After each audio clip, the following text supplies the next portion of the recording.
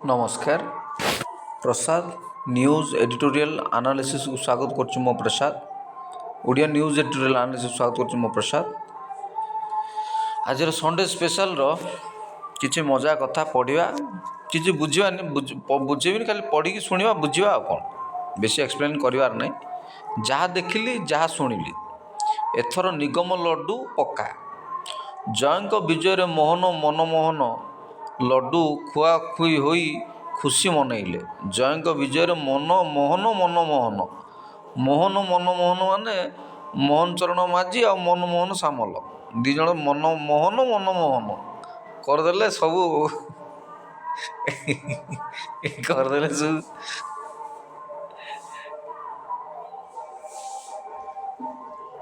आपण भी से दृश्य देखिथिबे खुशी न हवा भी केमिति ऊपर मुंडू जो प्रशंसा मिलिबो ताकू नब किए तेणु राइज मुखिया और दल मुखिया खुशी हेबा थय शासन को आसवा परठू नाना अघटन रे घांटी होउतवा पद्मदलिया सरकार का मनोबल बढ़ाई नुआपड़ा फल तेणे भितरे भितरे आउ किछि पद्मदलिया भी खुशी कुरुलुवा चर्चा होउछि कहीं मंत्रिमंडल निगम और कमिशन कमिटी नियुक्ति हेबा भलिया माहौल भी तैयारी होइछि पद आशायी गोटे खुशी खबर तेणे प्रधान भाईना भी बिहार पोखर पद्म फुटई प्रधान भाईना बोले किए कहले धर्मेंद्र प्रधान तांकर दिल्ली और दबदबा भी आउ टे बढ़ियोनी वेटेजटा बढ़ीगला से तो आगामी प्रधानमंत्री हेबे प्रधान भाईना आगामी प्रधानमंत्री हेबे जदि बीजेपी रहिला आगामी प्रधानमंत्री हेबे प्रधान भाईना बुझे ना कि हेबे एबे ता कि हेबे से कथा कहि परियनी हेबे ईश्वर जदि आशीर्वाद दियो हेबे सी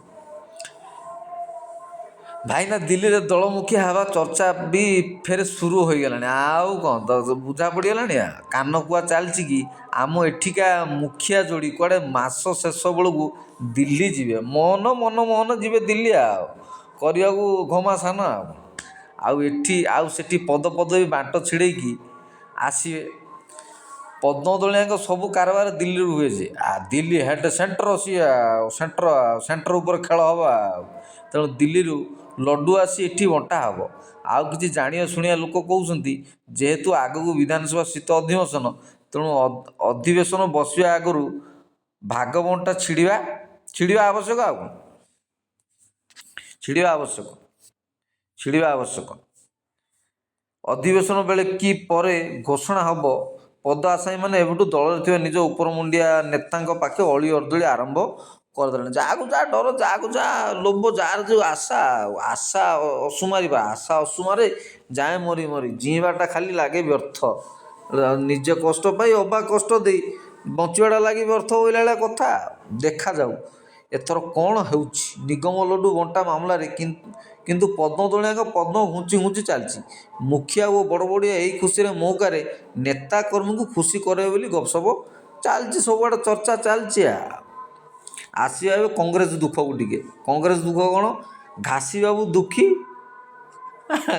घासी बाबू दुखी घासी बाबू मैंने किए कहले घासीराम माझी घासी बाबू दुखी इे घासी बाबू खुशी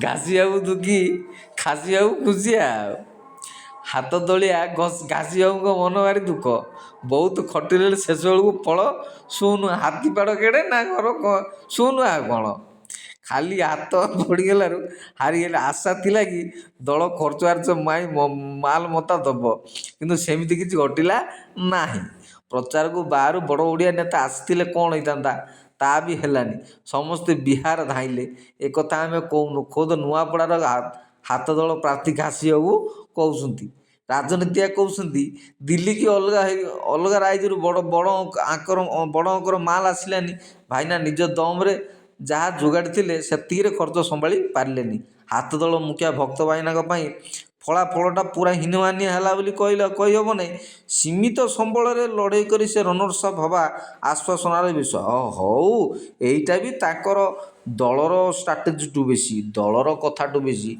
घासीराम आज्ञाकर पकेट भोट खंडे भी थिला जोटा कि कांग्रेस भोट रे कन्वर्ट हो गला से तो आगुरी स्वाधीन प्रार्थी थे पुणी गल निर्वाचन हम तो जानी ना କିନ୍ତୁ ଥିଲା ସେଇ ଜିନିଷଟା କଂଗ୍ରେସ ଭୋଟରେ କନଭର୍ଟ ହେଇଗଲା। ପୁଣି କଂଗ୍ରେସର ବି ଭୋଟ କିଛି ଆସିଲା, କଂଗ୍ରେସ ଭୋଟକୁ କଂଗ୍ରେସର କିଛି ଲୋକ ଥିବେ ନା। ତାପରେ ସିଆଡ଼େ ନୂଆପଡ଼ା ଆଡ଼େ ସେଇଟା ତ ପ୍ରାୟ ବିଜେପି ଗଡ଼। ବସନ୍ତ ପଣ୍ଡାଙ୍କ ସମୟରୁ ସେଗୁଡ଼ା ବିଜେପି ଗଡ଼ ହେଇକିରି ଆସିଛି। ବସନ୍ତ ପଣ୍ଡା ଥରେ ଦୁଇଥର MP ହେଇକି ଯାଇଛନ୍ତି, MLA ହେଇକି ଯାଇଛନ୍ତି। ସେଟା ବିଜେପି ଗଡ଼, ନୂଆପଡ଼ାଟା ବିଜେପି ଗଡ଼, ସିଆଡ଼େ ବିଜେପି ନିର୍ବାଚନ ମଣ୍ଡଳୀ, ବୁଝିଲେ। ହେଇଛି ଥରେ ଅଧେ କେବେ କଂଗ୍ରେସ ଆଇଥିବ ତ ଆଇଥିବ, କିନ୍ତୁ ରନର୍ସ ଅପ୍ ହେବାଟା ବି ଗୋଟେ ଆଶ୍ୱାସନାର ବିଷୟ। ଭାଇନାଙ୍କ ପିଠି ଥାପୁଡ଼ି ଯିବା ଦରକାର, ଯଦିଓ ବ୍ୟକ୍ତିଗତ ସ୍ତରରେ ଘାସିବାକୁ ବିଶେଷ ଲାଭବାନ ହୋଇପାରିଲେନି। 1.5 ବର୍ଷ ତଳେ ସ୍ୱାଧୀନରେ ଯେତିକି ଭୋଟ ପାଇଥିଲେ ତାଠୁ ବି କମିଗଲେ, କିନ୍ତୁ ହାତ ଦଳର ଭୋଟ ଡବଲରୁ ଅଧିକା ହେଲା। ହାତକୁ ଲାଭ ହେଲା ବେଳକୁ ଆମେ ଗାତକୁ ପଳେଇବା। ହାତକୁ ଲାଭ ହେଲା ବେଳକୁ ଆମେ ଗାତକୁ ପଳେଇବା। ନିନ୍ଦୁକ କହୁଛନ୍ତି ଘାସିବାକୁ ପାଇଲେ କମ୍ ଆଉ ହରେଇଲେ ଅଧିକା। ହେଲେ ଭାଇନା ବେଶୀ କିଛି ହରେଇ ନାହାନ୍ତି। ବିହାରରେ ତାଙ୍କ ଦଳ ଚାରିଟା ଅଙ୍କ ଉପରକୁ କରି ଚିତପାଟାଙ୍ଗ ମାରିଥିବା ବେଳେ ଏଠି ସେ ତୁଳନାରେ ଫଳ କିଛି ଖରାପ ହେଇନି। ଭକ୍ତ ଭାଇନା ଭିତରେ ଭିତରେ ଖୁସି ହେବା ଦରକାର ବୋଲି ଜାଣିବା ଶୁଣିବା ଲୋକ କହୁଛନ୍ତି ଆଉ।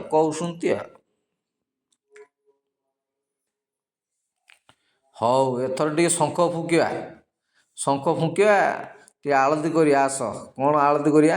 ଦୋଷ ଖସେଇ ଦେଲେ କି ହାତ ଛାଡ଼ିବ ବୋଲି ଫୁସ୍, ହାତ ଛାଡ଼ିବ ବୋଲି ଫୁସ୍। ଏଇ ଢଗଟା ଶଙ୍ଖଦୁଳିଆଙ୍କ ପାଇଁ ପୁରା ଲାଗୁ ହେବ। ଦେଖୁନାହାନ୍ତି ନୂଆପଡ଼ା ଲୋକ ତାଙ୍କର କି ଅବସ୍ଥା କଲେ, ଜାଣ ମାଟି କାମୁଡ଼େଇ ଦେଲେ ଆଉ। ମାଳ ଶଙ୍ଖଦୁଳିଆ ନେତା ଡେରା ପକେଇ ହୋହାଲ୍ଲା କଲେ।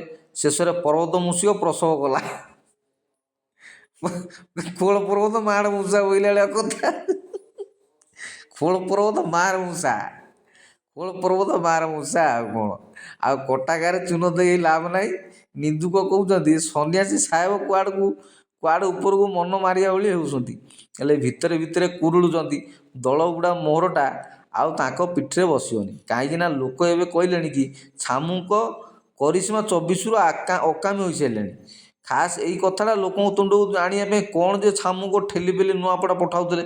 ପୁଣି 10-50 ଲୋକ ଥିଲେ ବି ବାର ଭିଡ଼ିଓ କଲ୍ କରାଉଥିଲେ। ତେଣେ କେତେକ ଶଙ୍ଖଦୁଳିଆ ସନ୍ନ୍ୟାସୀଙ୍କ ବୋଲ ମାନି ଛାମୁଙ୍କ ପାନେ ହେଇଛି ବୋଲି ଉଛୁଳୁ ମୁଛୁଳୁ ହେଉଛନ୍ତି। ଏ କଥା ବି ଶୁଣିବାକୁ ମିଳିଲାଣି କି ଆଗ ଭଳିଆ ଦମ୍ଭ ଥିଲେ ଛାମୁ କେବେଠୁ ସନ୍ନ୍ୟାସୀଙ୍କ ଦୁଆରେ ଦେଖେଇ ଦିଅନ୍ତାଣି ଆଉ। ହଉ ଛାଡ଼ନ୍ତୁ ସେ କଥା। ସନ୍ନ୍ୟାସୀଙ୍କ ବୋଲରେ ଦାସନ ଦାସ ନୂଆପଡ଼ାରେ ମଙ୍ଗୁଆଳ ସାଜି ଯାହା କରୁଥିଲେ, ତାକୁ ବଖାଣି ସିଆଡ଼ିକା ନେତା କୁଆଡ଼େ ତକିଆରେ ମୁଣ୍ଡ ପିଟୁଛନ୍ତି। ଗାଁ ଲୋକେ ଶଙ୍ଖଦୁଳିଆ ନେତାଙ୍କୁ ଭୋଗ ମାଗିଲା ବେଳକୁ ସେମାନେ ରାଜଧାନୀରୁ ଭୋଗ ଆଣି ଧରେଇ ଦେଲେ। ଲୋକେ ପାଲଟା ପଚାରିଲେ, ଇଏ କ'ଣ? ଭୋଗ ଆଣ ଭୋଜି କରିବା। ବୁଝୁ ସେଠି ଭୋଗ, ଏମାନେ ବ୍ରଏଲର କୁକୁଡ଼ା ବା। ନେତା ଯେମିତି ଲୋକଙ୍କ କଥା ବୁଝି ପାରିଲେନି, ଠିକ୍ ସେମିତି ନେତାଙ୍କ କଥା ବି ଜନତା ବୁଝିଲେନି। ଭୋଟ ବିକ ବି ଦେଲେନି। ସନ୍ନ୍ୟାସୀଙ୍କ ଡେରି ସେଠି ଆଣ୍ଠେଇବା ନେତାଏ ଏବେ କୁଆଡ଼େ ମୁହଁ ଖୋଲିବାକୁ ସଜବାଜ ହେଲେଣି। ଦେଖାଯାଉ ଆଗକୁ କ'ଣ ହଉଛି। ହଉ ରହିଲି ଆଉ।